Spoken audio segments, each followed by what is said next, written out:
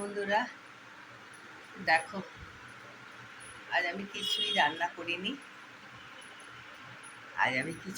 করিনি।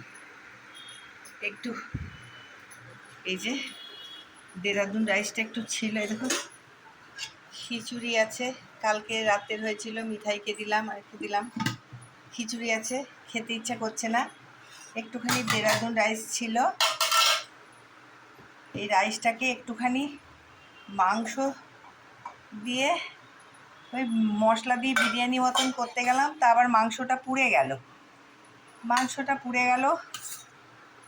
খেতে ইচ্ছা করছে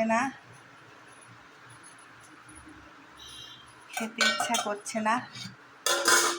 এই ভাত ছিল, দেরাদুন রাইসের, মাংসটা পুড়ে গেল, এটা দিয়ে একটু বিরিয়ানি করে নিলাম।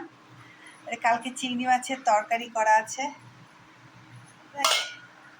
এই চাটনি করা আছে, দুধ গরম করা আছে। দেখি এইটা একটু খেতে পারি নাকি, কিচ্ছু ভাল লাগছে না, আর কিছু করতেও পারছি না। তোমরা একটু সাথে থেকো আমার।